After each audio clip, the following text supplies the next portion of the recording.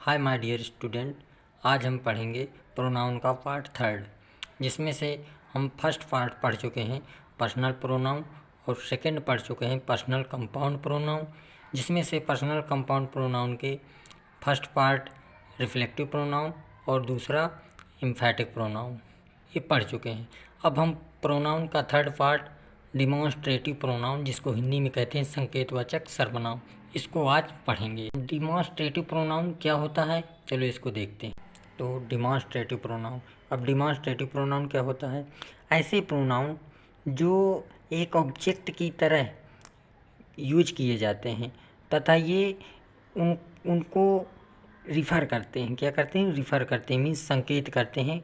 उन्हीं को संकेतवाचक सर्वनाम कहते हैं। देखो परिभाषा देखते हैं। अब देखो डेफिनेशन क्या है। The pronoun that is use to point out the object to which is refer to is called demonstrative pronoun. Means ऐसे प्रोनाउन जो एक ऑब्जेक्ट की तरह यूज किए जाते हैं और उन्हें रिफ़र करते हैं, संकेत करते हैं, उन्हें संकेतवाचक सर्वनाम के नाम से जाना जाता है। अब ये देखो, एक सिंगुलर सर्वनाम होते हैं और एक प्लूरल होते हैं। वो कौन कौन से डिमॉन्स्ट्रेटिव प्रोनाउन होते हैं देखते हैं। ये जाए, एक सिंगुलर क्या होता है? सिंगुलर, और एक होता है प्लूरल। अब सिंगुलर में कौन कौन से होते हैं? एक होता है दिस, नज़दीक के लिए होता है। दिस का मतलब होता है इस या यह है, ये नज़दीक के लिए होता है। और इसका जो प्लूरल होता है वो होता है दीज। क्या होता है? दीज। दीज मीन्स होता है ये दूर के लिए होता है, ये, इन या ये सब, इसका हिंदी अर्थ ये होता है। और एक होता है दैट। क्या होता है? दैट। इसका हिंदी अर्थ होता है वह या उस। ये भी दूर के लिए होता है। किसके लिए? दूर के लिए। और ये दोज, ये प्लूरल में होता है, ये भी दूर के लिए होता है। वे या उन, या वे सब भी कह सकते हैं। क्या कह सकते हैं? वे सब। ये आपके डिमॉन्स्ट्रेटिव प्रोनाउन होते हैं। जैसे एग्जाम्पल ले लिया जाए, एग्जाम्पल की सहायता से हम समझते हैं इसको। जैसे कह दिया जाए यह एक लड़की है। क्या? यह एक लड़की है। दिस इज अ गर्ल, यह एक लड़की है। जैसे कह दिया जाए वह एक पेन है। क्या है? वह एक पेन है। That is a pen. तो देखो, दिस सिंगुलर है लेकिन ये नज़दीक के लिए प्रयोग किया जा रहा है, संकेत कर रहा है कि यह एक पेन है। यहाँ दैट इज अ पेन, वह एक पेन है, ये दूर के लिए लेकिन सिंगुलर है। क्या है? सिंगुलर है। यहाँ सिंगुलर का प्रयोग किया गया है। एग्जाम्पल देखते हैं। जैसे कह दिया जाए वे पुस्तक हैं, वे पुस्तक हैं, ये पुस्तक हैं। दीज आर बुक, ये पुस्तक हैं, पुस्तकें हैं। These are books. और कह दीजिए मैंने, चलो इसे कह दीजिए वे खाना खाते हैं। क्या? वे खाना खाते हैं। कह सकते हैं दोज ईट। क्या? दोज ईट फूड, वे खाना खाते हैं। Those eat food. Okay, next देखते हैं फोर्थ इंडेफिनिट प्रोनाउन। देखते हैं इंडेफिनिट प्रोनाउन क्या होता है, जिसको हिंदी में कहते हैं अनिश्चितवाचक सर्वनाम। अब देखते हैं इंडेफिनिट प्रोनाउन, अनिश्चितवाचक सर्वनाम क्या होता है। A pronoun that refers to person और things in a general way is called definite pronoun. Means कह सकते हैं कि ये प्रोनाउन किसी निश्चित व्यक्ति या वस्तु को प्रकट नहीं करते हैं। मीन्स कह सकते हैं कि जो जनरल वे है is not a definite way. Means ये निश्चितता का भाव नहीं प्रकट करते हैं, तो मीन्स उन्हें कहते हैं इंडेफिनिट प्रोनाउन या अनिश्चितवाचक सर्वनाम। अब वो प्रोनाउन कौन कौन से होते हैं? ये होते हैं सम वन, समवन, और कह सकते हैं नो वन। क्या कह सकते हैं? No one. कह सकते हैं नोबॉडी। क्या कह सकते हैं? नोबॉडी। और कह सकते हैं एनीबॉडी। एनीबॉडी, और कह सकते हैं अदर्स, क्या कह सकते हैं अदर्स, यानी ये तीसरा ऑल भी होता है। तो ये आपके प्रोनाउंस होते हैं, क्या होते हैं इंडिफिनिट प्रोनाउंस होते हैं। माय डियर, हम एग्जाम्पल की सहायता से इंडिफिनिट प्रोनाउंस को समझते हैं। जैसे एग्जाम्पल है, किसी ने मेरी किताब चुराई है, तो कह सकते हैं किसी ने मेरी किताब चुराई है मीन्स एनीबॉडी, क्या कह सकते हैं anybody has stolen my book, anybody has stolen my book. Anybody का है इंडिफिनिट प्रोनाउन है, निश्चितता का भाव नहीं हो रहा है। किसी ने तुम्हारी किताब नहीं चुराई है, नोबॉडी, क्या कह सकते हैं nobody has stolen your book, your. यहाँ जैसे कह सकते हैं नोबॉडी क्या है इंडिफिनिट प्रोनाउन है। जैसे कुछ अच्छे हैं, सम, क्या कह सकते हैं सम आर गुड, कुछ अच्छे हैं। और जैसे कहते हैं सब अच्छे हैं, क्या कह सकते हैं चौथा सब अच्छे हैं, क्या कह दें सब अच्छे हैं।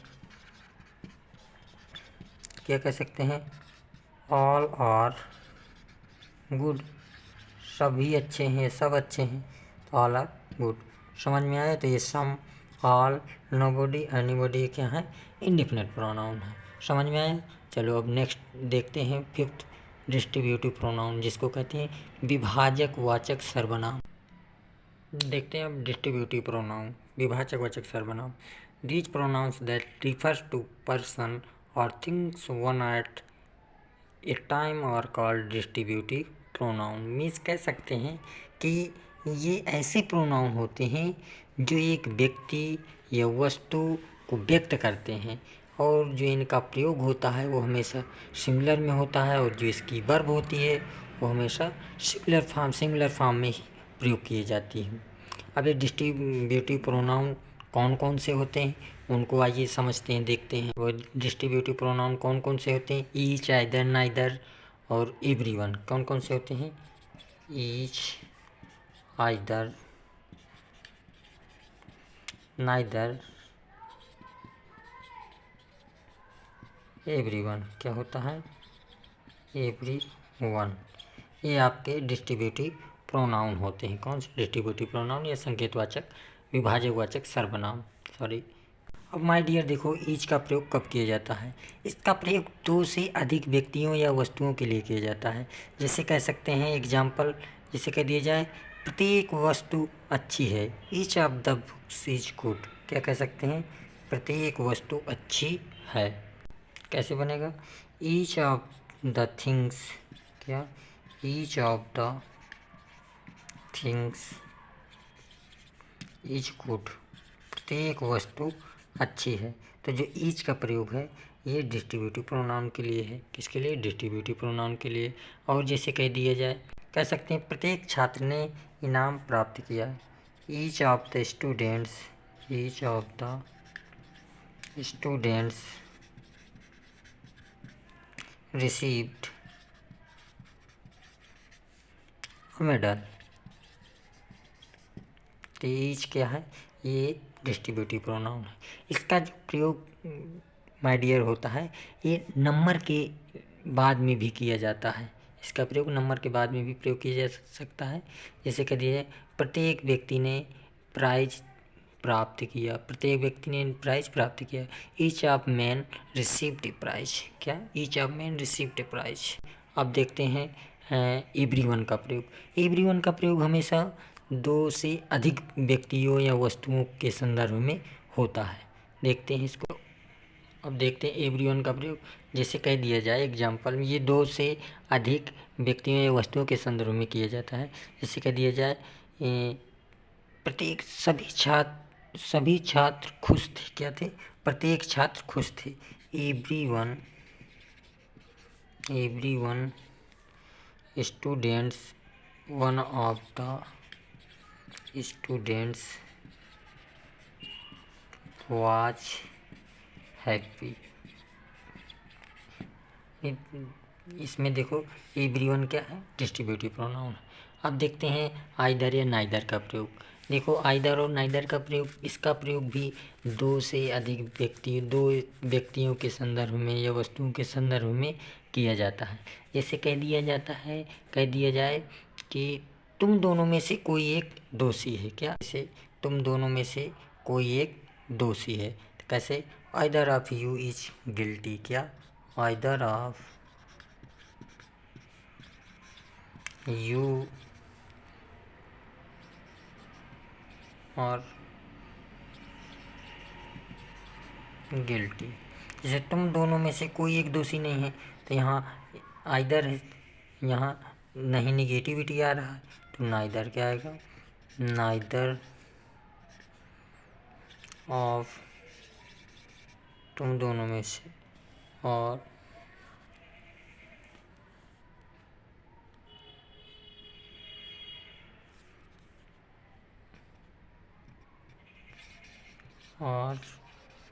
नॉट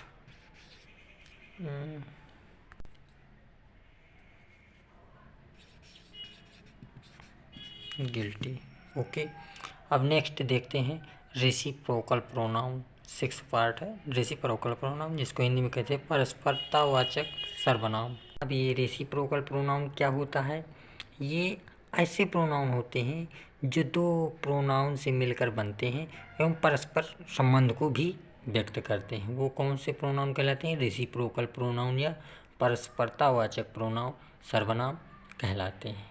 ओके, देखते हैं। अब रेसिप्रोकल प्रोनाउन कौन कौन से होते हैं? वो एक होता है ईच अदर, एक होता है वन अनदर। कौन सा? ईच अदर, एक होता है वन अनदर। ईच अदर का प्रयोग कब करते हैं और वन अनदर का प्रयोग कब करते हैं? ईच अदर का प्रयोग दो के समानता या दो वस्तुओं के लिए, व्यक्तियों के लिए ही किया जाता है। और जो वन अनदर का प्रयोग है, या इसका प्रयोग एक से अधिक व्यक्तियों या वस्तुओं के लिए किया जाता है। जैसे एग्जाम्पल में देख लिया जाए ईच अदर का। जैसे कह दिए मैं और हम एक दूसरे के साथ सहयोग करते हैं। तो कैसे बनाएंगे? मैं और तुम एक दूसरे का सहयोग करते हैं। I and you help each other. क्या? ईच अदर, हम एक दूसरे का सहयोग करते हैं। जैसे कह सकते हैं कि मीना और सीता एक दूसरे से प्यार करते हैं। क्या करते हैं? प्यार करते हैं। कैसे बनेगा? Meena and Sita love each other. क्या? Love each other. मीना और सीता एक दूसरे से प्यार करते हैं। अब देखो वन अनदर का प्रयोग कब किया जाता है? ये एक से अधिक व्यक्तियों के लिए किया जाता है। क्या? ये एक से अधिक व्यक्तियों के लिए। जैसे कह दिया जाए मोहन और रमेश एक दूसरे को गालियाँ दे रहे हैं। तो क्या है? मोहन और रमेश एक दूसरे को गालियाँ दे रहे हैं। यहाँ देखो एक से अधिक व्यक्ति हैं। जब एक से अधिक व्यक्ति हैं तो एक दूसरे के लिए वन अनदर का प्रयोग हो। किसका? वन अनदर कहेंगे। Sohan Mohan and Ramesh are abusing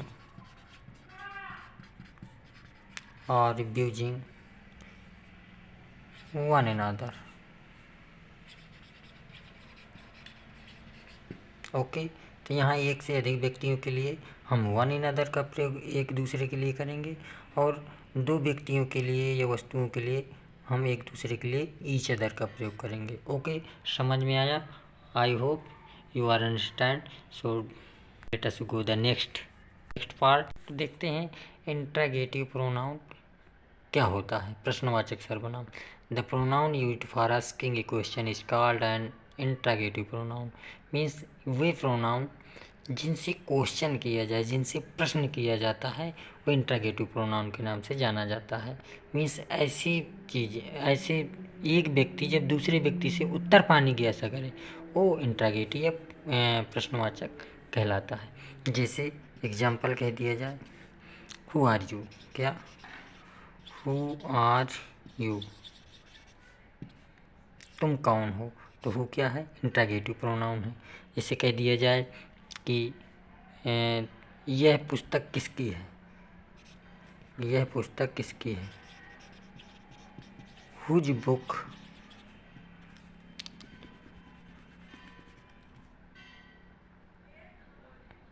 whose is this book, क्या, हुज इज दिस बुक, यह पुस्तक किसकी है।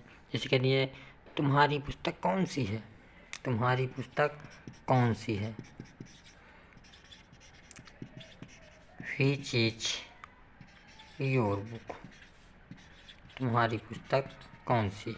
तो ये क्या है, इंट्रागेटिव प्रोनाउन है। क्या है, interrogative pronoun. Okay guys, my dear, pronouns का नेक्स्ट पार्ट पढ़ेंगे, वो है रिलेटिव प्रोनाउन। क्या है, रिलेटिव प्रोनाउन, ये संबंधवाचक सर्वनाम। चलो देखते हैं उसको भी। माय डियर, रिलेटिव प्रोनाउन, संबंधवाचक सर्वनाम क्या होता है। Relative pronoun refers to some nouns going before which is called its antecedent. ये क्या होता है, ये ऐसे प्रोनाउन होते हैं जो इससे पहले आए हुए नाउन्स को इंगित करते हैं। क्या करते हैं, इंगित करते हैं, तथा उस नाउन को उस रिलेटिव प्रोनाउन का एंटीसीडेंट करते हैं। क्या करते हैं, एंटीसीडेंट। एंटीसीडेंट क्या होता है माय डियर, ये होता है पूर्ववर्ती। एंटीसीडेंट मीन्स होता है पूर्ववर्ती, मीन्स कह सकते हैं व्हिच कम बिफोर, जो इससे पहले आया हो, तो उसे एंटीसीडेंट कहते हैं। मीन्स कह सकते हैं कि रिलेटिव प्रोनाउन ऐसे प्रोनाउन होते हैं जो इससे पूर्व नाउन को इंगित करते हैं तथा नाउन को उस रिलेटिव प्रोनाउन से एंटीसीडेंट करते हैं, पूर्ववर्ती आते हैं, उन्हें रिलेटिव प्रोनाउन कहते हैं। अब रिलेटिव प्रोनाउन कौन कौन से होते हैं, चलिए उनको देख लेते हैं। रिलेटिव प्रोनाउन कौन कौन से होते हैं, हु मीन्स जो, व्हिच मीन्स जिसने, दैट जो, व्हिच जिसका, जिसको, एटिसेरा, ये आपके रिलेटिव प्रोनाउन होते हैं। अब एग्जाम्पल की सहायता से इनको समझते हैं, ज़्यादा बेहतर समझ में आएगा।